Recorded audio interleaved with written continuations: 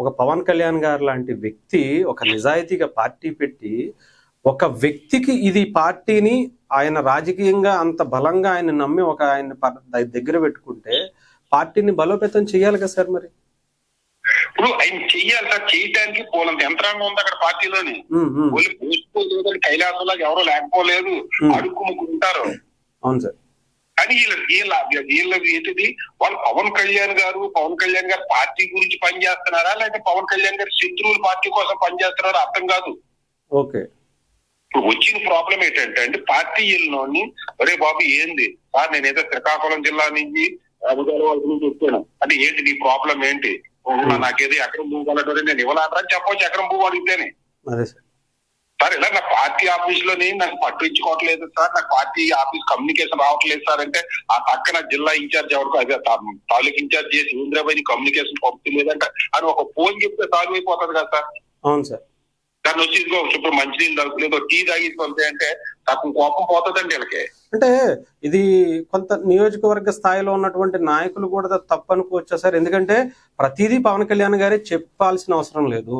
ఏదన్నా ఇష్యూ ఉన్నా, పార్టీని బలోపేతం చేసుకోవాలన్నా, ఇంకొకటి చేసుకోవాలన్నా, ఎవరినన్నా పార్టీలోకి తీసుకోవాలన్నా చాలా మంది నాకు తెలిసి జనసేన పార్టీలో ఉన్నటువంటి నాయకుల్లో కొంత అది తక్కువేమో అనిపిస్తుంది సార్. ఎందుకంటే ప్రతిదీ పవన్ కళ్యాణ్ గారే మాట్లాడాలి, ప్రతిదానికి పవన్ కళ్యాణ్ గారే చేయాలంటాం కన్నా మీరు మీ నాయకత్వాన్ని కొంచెం బలంగా చేసుకోవటం అనేది వాళ్ళు ఎక్కడో మిస్ అవుతున్నారేమో అని అనిపించింది సార్. ఖచ్చితంగానండి. ఇప్పుడు ఏ పార్టీ అధినేత కూడా అరే బాబు పలానా వాళ్ళు నలుగురు వచ్చారు గేట్ తీయండి అని గేట్ తీయడు వచ్చి, అంతే కదా సార్. ఏదో వాళ్ళని అలవ చేయండి, వాళ్ళకి బయటకు రానివ్వకండి, ఆఫీస్ రావండి ఏ పార్టీ అధినేత అంటండి చెప్పరు సార్. అవును.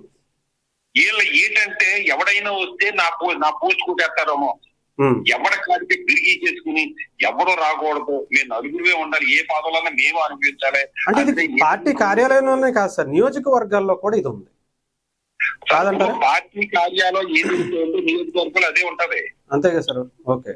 మీరు పార్టీ హెడ్ ఆఫీస్ లో ఉండి ఒక తూర్పుగోదావరి జిల్లా తుమ్మల బాబు ఫోన్ చేసి ఏంటి ఈ నెలలో నువ్వు ఏం డెవలప్మెంట్ చేసావంటే 2వ నెలలో చేస్తారు, అయ్యి బాబు నన్ను చంపుతున్నారు రా బాబు అని. ఇలాగో శ్రీకాకుళం ఇన్ఛార్జి జిల్లా ఇన్ఛార్జి ఫోన్ చేసి ఏంటి ఈ నెలలో నువ్వు ఎంతమందిని పార్టీలో తీసుకొచ్చో, నువ్వు సపోజ్ ఒక కందులు తురిగేసి ఫోన్ చేసి నువ్వు ఏంటి లెక్క తిరుపతి లెక్కలు ఎవరికి ఇవ్వటం లేదట, నువ్వు ఎందుకు ఇవ్వటం లేదా, నాకు మనం పబ్లిక్ అఫైర్స్ కమిటీ చైర్మన్ ఉన్నది, అసలు పార్టీ ఏ విధంగా పనిచేస్తున్నా ఈ 10 సంవత్సరాల నుంచి అడిగితే రెండో రోజు వస్తారు. మీరు ఎవరు అడగనప్పుడు మీరు తలుపులు వేసుకుని మీరు పార్టీ ఆఫీస్ లో కూర్చున్నప్పుడు ఒకటి సార్ పవన్ కళ్యాణ్ గారు ఏమంటారు ఏంటంటే బీసీకి ఉంటాడు కాబట్టి నా దగ్గరికి పంపించేద్దని అంటే అని ఉండొచ్చు. అంటే పార్టీ ఆఫీస్ లో బయట రోడ్డు మీద తలుపులు బయటకి గెంటేయండి, మీరు ఎవరితో మాట్లాడుతుండే, మీకు స్వయం పాటు ఇచ్చిన వాళ్ళతో మాట్లాడండి పవన్ కళ్యాణ్ గారు చెప్పరు కదా. మీకు ఇష్టం లేకపోతే పార్టీలో రిజైన్ చేసి వెళ్ళిపోండి. నువ్వు ఎమ్మెల్సీగా ఉంటూ, పొలిటికల్ అఫైర్స్ సెక్రటరీగా ఉంటూ, ప్రధాన కార్యదర్శిగా ఉంటూ, మంత్రిగా ఉంటూ, ఎమ్మెల్సీ పదవాలు నిర్వహిస్తూ, ఎంపీ పదవాలు నిర్వహిస్తూ, పార్టీ కార్యకర్తలతో మాట్లాడకుండా, పార్టీ కార్యకర్త తిరుపతి లెటర్లు కూడా ఇవ్వకుండా, పార్టీ కార్యకర్తలకు నష్టాలు తెలియకుండా, పవన్ కళ్యాణ్ గారికి ఏం జరుగుతుందో గ్రౌండ్ రిపోర్ట్ ఇవ్వకుండా ఎందుకోసం నువ్వు ఉన్నది నీ వల్ల ఉపయోగపడే పార్టీకి అనేది మీరు నేను ప్రతి ఒక్కరు కూడా ప్రశ్నించుకుంటారు. మీరు ఇంకొకటి కూడా పెట్టారు సార్, ఆగస్టు 15 నుంచి పవన్ కళ్యాణ్ గారు పూర్తి స్థాయిలో పార్టీ మీద దృష్టి పెడుతున్నారు అని చెప్పి ఒకటి మాట అన్నారు. అది నిజమేనా సార్? కరెక్ట్ అయిన దాంట్లో నిజాలు ఎంత వరకు ఉన్నాయి అంటే ఇప్పటికే సంవత్సరం పైన అయిపోయింది. ఏంటంటే ఇది కూడా ఊహాగానాలతో పెట్టను, నాకు తెలియని ఇన్ఫర్మేషన్ నేను పెట్టనండి. Okay okay. నాకు తెలుసున్న దాని మీద మళ్ళీ ఎవరు చెప్పారు ఏదైనా ఇంటికి నాలుగు తీసుకుపెట్టడం పార్టీలో కూడా అనౌన్స్ చేశారు అందరికైనా చెప్పారు. నేను ఆగస్టు నుంచి నేను పార్టీ ప్రీప్రెసిడెంట్ గా పనిచేస్తున్న లోపల అన్ని సిద్ధం చేసుకోండి. ఓకే. అంటే ఆయన చేసుకున్న రేపు పొద్దున్న చేసినా కొంతవరకునే చేయగలండి. అవును సార్. అవును సార్. డెఫినెట్ గా ఎవరికి వాళ్ళు మనం తీసుకోవాలి సార్, ముందుకి టీం వర్క్ ఉండాలండి. ఆ పక్కన ఉన్న పిఏ దగ్గర నుంచి జిల్లా కార్యదర్శి దగ్గర నుంచి కింద ఉన్న మండల ప్రెసిడెంట్ వరకు అందరూ కలిపి పనిచేయాలి. చెయ్యకపోయినా ముక్కు పట్టుకుని పిండాలి, సస్పెండ్ చెయ్యాలి. కానీ గుడ్డెత్తి వెళ్ళినట్టు అవి పెట్టేమన్నారు కంటే సంతకం పెట్టించిన అజయ్ గారు అనకూడదు, అజయ్ గారు పెట్టేస్తున్నారు కదా చేసేది నీళ్ళు అనకూడదండి. ఒక టీం వర్క్ ఉండాలి, ప్రతిదానికి ఒక రీజన్ ఉంటుంది. Right sir. Right sir. పక్కన మిమ్మల్ని బుల్డోజ్ చేసుకుంటూ పోతుంటే తెలుగుదేశం పార్టీ ఒక పక్కన నాగబాబు గారు వెళ్తుంటే రాళ్ళు లేచి వరం మీద యాక్షన్ తీసుకోలేదా, అతనికేమో లోకేష్ ఏమో ఇంటర్వ్యూ ఇస్తాడా, చంద్రబాబు నాయుడు ఇంటర్వ్యూ ఇస్తాడా, అతనికేమో ప్రత్యేక అధికారాల వర్మకే వాళ్ళతోనే మీరేమో తెలుగుదేశం ఏమని అనబోతే సస్పెండ్ చేసి పోతుంటే ప్రజల్లో అనుమానాలు రావండి. పవన్ కళ్యాణ్ గారు అంత నిజాయితీ అంటే మీరు అన్న పేర్లకి పవన్ కళ్యాణ్ గారు రీసెంట్ గా పిఠాపురం సభలో చాలా క్లారిటీగా చెప్పారు. నేను ఆయన్ని గబుక్కున అందరూ తిడతా ఉంటారు, నా వల్ల ఆయన తిట్లు తినాల్సి వస్తుంది అని చెప్పి ఒక మాట కూడా అన్నారు.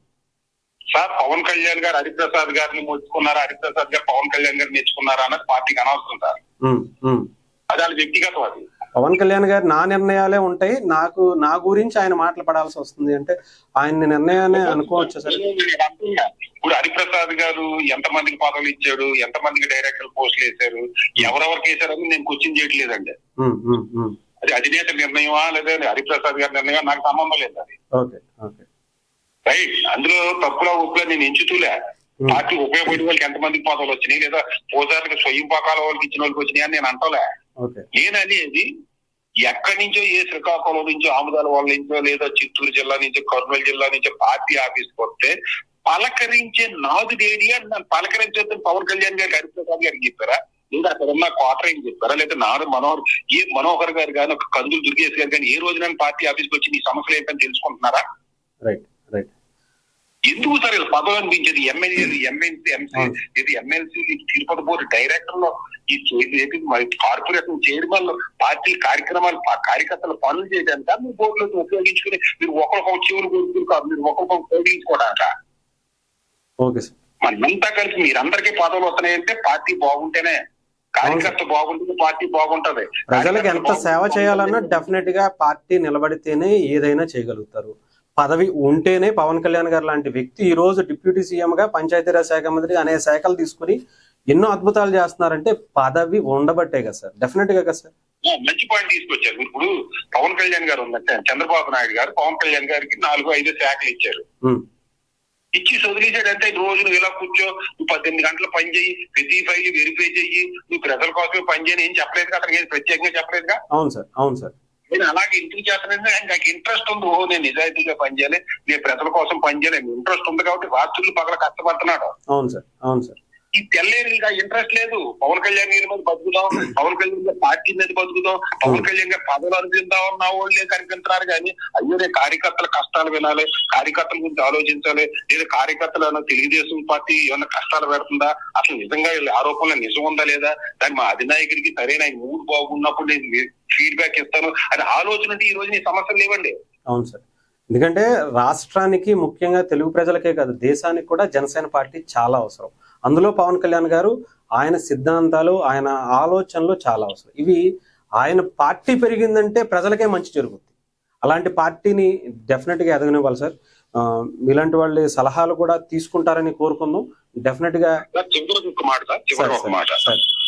రాష్ట్రానికి మీరు అన్నట్టుగా రాష్ట్రానికి పవన్ కళ్యాణ్ గారి లాంటి నాయకుడు, పవన్ కళ్యాణ్ గారి ద్వారా జనసేన లాంటి పార్టీ రావడం రాష్ట్ర ప్రజలు చేసుకున్న అదృష్టం. అట్లాగే జన సైనికుల లాంటి కార్యకర్తలు దొరకడం పవన్ కళ్యాణ్ గారు చేసుకున్న అదృష్టం సార్. నిజం సార్. వీళ్ళిద్దరి మధ్యన సంధానకర్తలు చేసే నాయకులు, మధ్యవర్తులు, దాని కోటరీ అనాలా, పవన్ కళ్యాణ్ గారు చుట్టూ ఉన్న నాయకులు అనుకో వీళ్ళు లేకపోవడం దురదృష్టం. జనసేన పార్టీ రాష్ట్ర ప్రజలు చేసుకున్న దురదృష్టంగా నేను భావిస్తా. ఈ మధ్యవర్తుల్లో మార్పు వచ్చిన రోజునే పవన్ కళ్యాణ్ గారు లక్ష్యం నెరవేరుతుంది, జనసేన పార్టీ అధికారులకు రాగలుగుతుంటారు. Right sir. చూద్దాం సార్ ఏం జరుగుతుంది అనేది. Thank you sir. Thank you so much అండి. Thank you sir. సో ఇదండి జనసేన పార్టీకి సంబంధించినటువంటి చిన్న విభేదాలు. అది పార్టీలోనే ఉన్నటువంటి కొందరి వ్యక్తుల వల్ల పార్టీ ఎదుగుదల ఆగిపోతుంది అనేది అక్షర్ సత్యం గారు మాట్లాడుతున్నటువంటి మాట. సో జనసేన పార్టీ ఏ విధంగా తీసుకుంటుంది అనేది చూద్దాం.